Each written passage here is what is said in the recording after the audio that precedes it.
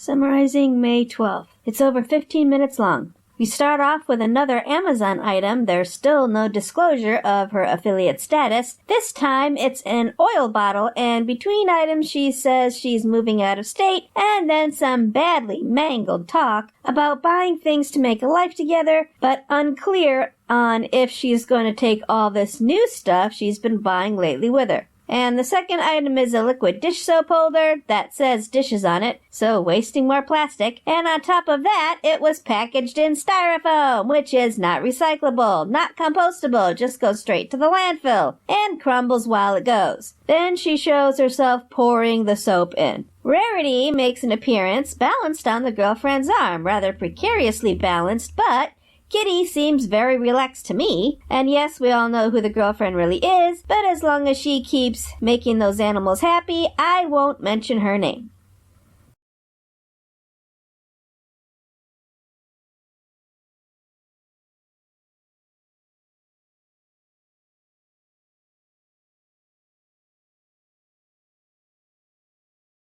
Then we go right into facing Amber again. She says she is sick. Remember she said she had all of her May videos done and scheduled by like May 2nd or thereabouts? Where is room for a sick arc? She says she has excoriation disorder, hence the marks on her arms. She has had bad anxiety lately, and she's been picking at her leg. And now she has cellulitis again. She says her skin picking is why she gets cellulitis so often. She is totally keeping herself clean. She showers daily. It's the skin picking that makes her cellulitis come so often. She often gets it in her lymphedema leg. And yes, the weight doesn't help, but skinny people can get it too. So if you see her in bed, that's why, and she hates it. It reminds her of her bed-bound days. There's lots of two-finger salutes here. It's the girlfriend's lunch break, so they are gonna play Mario Party. Next scene, Amber has a lipstick pile. She's gonna go through it while sitting on the bed. Make sure to show her leg to the viewers and call it a massive leg. While she's sorting, she talks about her bipolar, says that a few years ago she went into Myers and spent over $400 on lipsticks. This is the same woman who did a GoFundMe for gas money for Becky's mom. Anyway, Amber calls her lipstick spree the craziest thing she's ever done, except maybe for at some point she says she got a lot of graphic novels, and sometimes she can kind of handle being bipolar, and sometimes she can't. She also talks random stuff like some Marilyn Monroe show she wants to watch, and she tries a few lipsticks on. One lipstick has a cute cat face. Drew Barrymore has a makeup line. She tries on a few more, resorts the maybe pile, and then sorts the keepers into some trays. Summarizing May 14th. It's a whole hour long. And she's got her laptop up in the camera again, has a long speech about how her explaining things is explaining things. It's not always an excuse. She starts by talking about her Snapchat or whatever it is, all the restrictions she laid on Honeybun and Honeybun's video. Well, Honeybun did make it less than 10 minutes, and, of course, Amber dragged that out to an hour.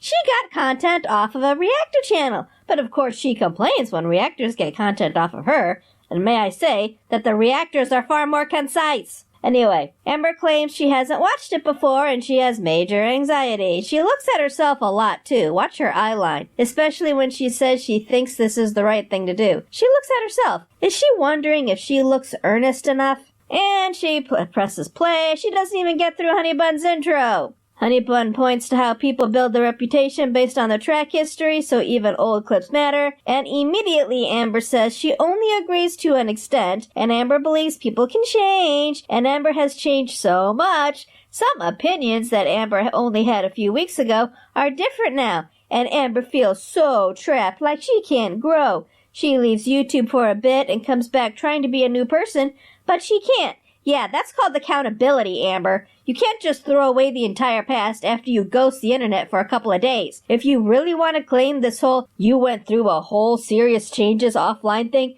you gotta vanish completely for months, maybe even a year or two. And I mean vanish completely, not just ghosting YouTube while you're still talking through other social media. No, you gotta leave the internet completely. No real person becomes a new person in a matter of weeks. First up is when Amber was diagnosed bipolar. She is now saying here that in foster care therapy is pretty much required, and she was told she had elements of bipolar as a kid, and she just ran with it, but official diagnosis was as an adult. Next up is the weight loss doctor. Amber claims the weight loss doc said Amber should get the surgery, but that she would lose weight slower if she did get the surgery. So the doctor didn't think surgery would be a good fit, and Amber was left with no surgery information at all, just that the doctor wanted her on a very specific diet. Like, she doesn't get that she needs to prove she's serious to the doctors, that they want proof that she can follow medical orders and won't bust open her stitches the first day by eating too much. This doctor realized that Amber's eating was mental health related, that gastric bypass would not stop her, and that she might bust her stitches by overeating if she did get the surgery. Or, just stretch her stomach out completely again, thus completely undoing the surgery. I do remember a Destiny era clip, it's a quite famous clip, where she was the queen of moderation, eating pizza slices while claiming she was on some sort of weight loss drug. I highly doubt the doc told her she would lose weight faster without the surgery. I think she made that part up. Next up, Destiny being called the guy and Destiny being called an it by some waitress. Amber claims those two clips came from two totally separate events. She was not talking about the same waitress or even the same place. The flower top clip was from the Cheesecake Factory and the blue shirt clip was from Golden Corral. And a funny note, Amber was saying Becky for a while there. She didn't catch herself until she was explaining the blue shirt clip. The whole flower shirt clip, it was Becky, Becky, Becky. Becky was called a he. Amber just laughs it off and says she has too many exes. So flower shirt was Cheesecake Factory, blue shirt with Golden Corral, and I wasn't here for Destiny era, so even if I wanted to go check her crap, I wouldn't know where to look. Next up is about disclosing her Amazon affiliate status. She says she didn't know. Really? Then what was about all of her not sponsored stuff? So she had so many videos with her little I forgot to disclose my affiliate status thing in the description box. And she really dances around this. There's a lot of her saying she felt attacked, etc. That's just filler to hide what this really revealed. She says only that she likes to be ahead a little bit in her filming, getting stuff ready. She likes to film ahead. Those Amazon videos were already edited and scheduled. So we have confirmation here that when she says something is scheduled, it means it's uploaded and marked private and will flip public at a future date. So here's the unfiltered truth Amber is trying to dance around, but will never bluntly say. She films in batches and then dribbles it out. She had a whole bunch of random crap filmed and edited before she realized she was supposed to declare affiliate status. And for once, it was really easy to recognize the pre-filmed stuff, because they all had what she saw as her escape hatch, that all-caps announcement in the description box. It gives you an idea of just how much she films at one time, so that she can be lazy the rest of the time. Remember back in May, and I'm referencing this again, she said she had all of May scheduled ready to go, and it was like May 2nd. And she claims to be a vlog channel. It's a channel about her life. But she is not showing her life. She is showing random clips that are weeks old, and then wonders why interest is dropping. Real vloggers throw away any clip older than like 3 or 4 days. Or they have really different and unusual lifestyles, like those tiny house people, the backpackers, the van lifers, people who go out adventuring and living full time in their trucks or their campers, people who go really rustic camping. These people leave the grid entirely. So yeah, they can film, but they don't have internet, so they're not going to post anything until they have internet again. And we're okay with that because we understand you're off the grid, and of course you can't upload when you're off the grid, duh. And because these people's lifestyle is so different from the rest of us, it's interesting enough to excuse the not regular posting. But Amber doesn't do anything like that. Her life is simply not interesting enough to justify this batch filming and then ghosting. Next up is 3 clips about doctors talking about her weight. Amber blames it on memory holes. Says she shows signs of PTSD from her childhood, and that's for her to discuss with her therapist. She says she really believed herself in one clip until she saw the other clip. She does some near crying, and this whole contradiction is blamed on memory gaps from possible PTSD. So basically, the audience is not supposed to question it. It's a mementos thing. But we do get a new story. The pink shirt clip, Amber says that was the doc who told her about Optavia. That this is where she got the idea, and this was shortly before she started Optavia here. This was also the weight loss group doc. This doc also said 1,500 calories, lowering your carbs. But Amber wanted a doc to look her in the eye and tell her that she was going to die, and then it happened, and more blaming memory holes. And how did she not remember this? The black shirt clip on the bottom right was during the cancer saga. The whole time was hard. She doesn't remember much. Blah, blah, blah. Next up, it's the sleep apnea. There's 2 clips for that one. One was after the DNC, where she said she stopped breathing for a bit, and the doc said it might be sleep apnea. And the other was after the hysterectomy, where she says she did not stop breathing, and that she went with the doc who said she did not stop breathing, but she does need testing. This was also where I started to notice the sag on her neck. Since she's leaning over to one side a bit, you can see the neck sag on her right or left. But onward, she just says she's never been tested. It's easier and less embarrassing. So she can see how she is inconsistent here, but at that time, it was her truth. So there we go. It was her truth. Her truth.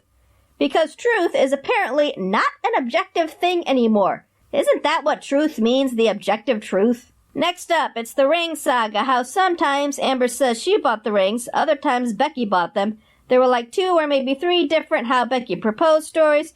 So here she says that she lied in the live stream. She actually says she lied in the live stream. That she and Becky agreed they would say that Becky bought the rings, and that Amber selfishly, she says, she didn't want people to think she bought her own rings. She actually says ring here, not rings, even though she had 2.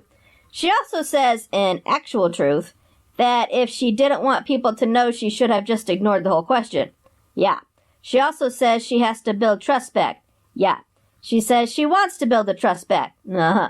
Next up is the sign language thing. It's about a text saying she wants to be fluent in sign language versus a clip of her saying, in an old Destiny era video, that she would obsessively sign everything someone said while keeping her hand hidden. She goes on a tangent during the video clip that she had a wound on her hidden arm. People were saying she had diabetes. She was annoyed at that. She also says here that she wasn't ever tested for OCD, but she does have OCPD, and she doesn't know what to do with that. But back on topic, she claims during a time in a group home, she had an OCD deal with signing what people said in the signing alphabet. Everything they said, but close to her leg, hidden. So basically, she claims she was finger-spelling absolutely everything other people said, and sometimes even her own thoughts, and if she didn't finger-spell it out, she felt like she was going to combust. So she says here that she only knows the alphabet, the finger-spelling alphabet, and that she was finger-spelling. Really, anyone who has actually finger-spelled knows damn well it takes forever. She wants us to believe her fingers were so fast, she finger-spelled everything someone said. Yeah, right. She also says here she can count to 10 in both Spanish and Japanese. And now that I can believe.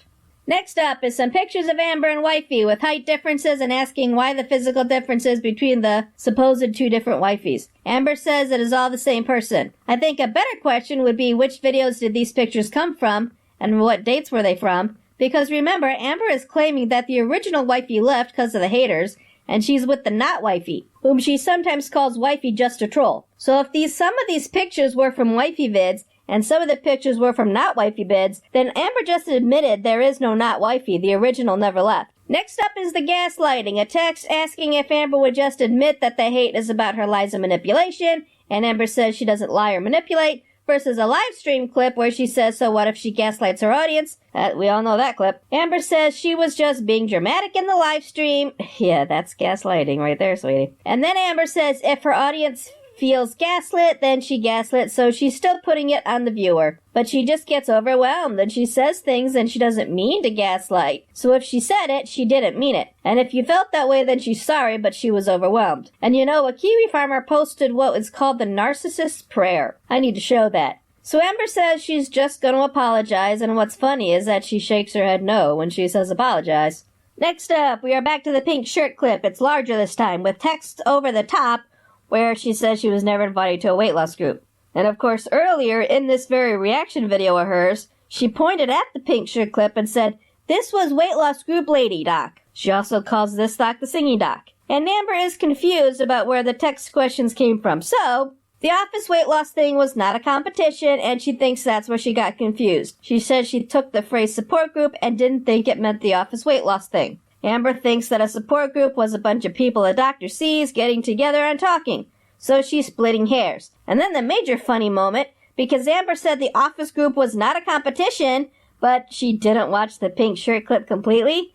And the pink shirt clip outright called the office group a competition. So we have Amber saying, oh shit, in her face.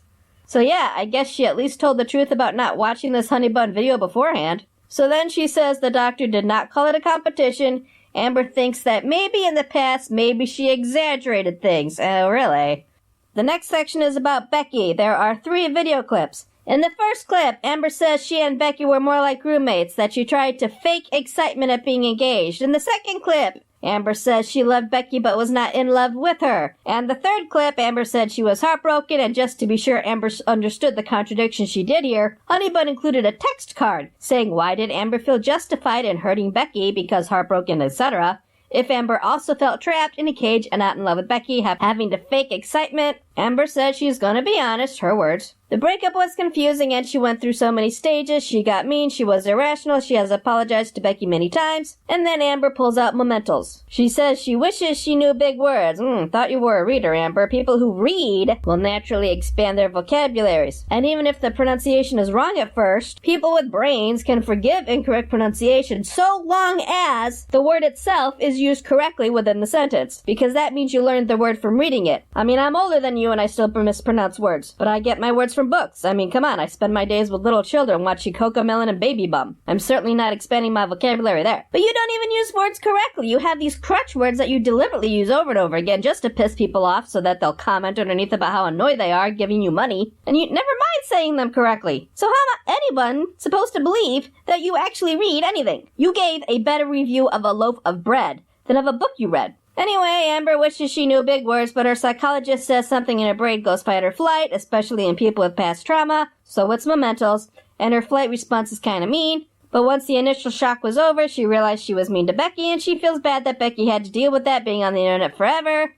So here in this video, Amber feels bad that Becky has to deal with videos of Amber, Becky's ex, bashing Becky being on the internet forever. So I'm summarizing this in December, because I'm insanely behind thanks to life. So I know she bashes Becky again later, so let's remember here that she said Becky is a good person. And Amber feels bad for bashing Becky on the internet, where it will always exist. Here, Amber says Becky was strong enough to end the relationship that needed to end. Next up is the striking of Apathetic facts. Apathetic got 8 videos struck, which meant the 3 copyright strikes. Amber just repeats her earlier claims that she didn't intend to get the channel taken down. Just those videos. Well, what did you think would happen with 8 videos struck, Amber? 8 of them! And then a line from an email she says where she claims Apathetic has taken Amber's views. Amber says 2 things can happen at the same time. Even more than 2 things. 5 things. 12 things can happen at the same time. And she already admitted that they share viewers, so yes, she says she does think she is losing viewers to Apathetic, but she's still saying that those 8 videos were not edited at all,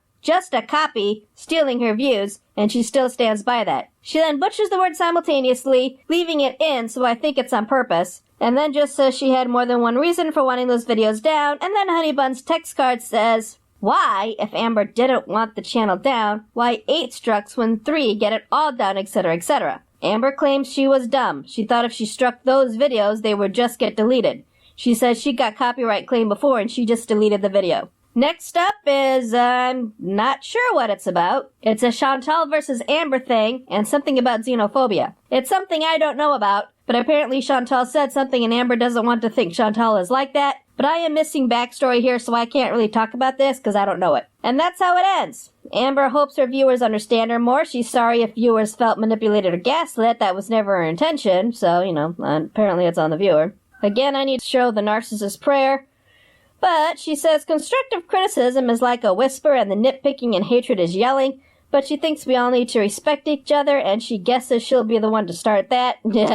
We'll see how that goes. She's gonna continue to be herself after all.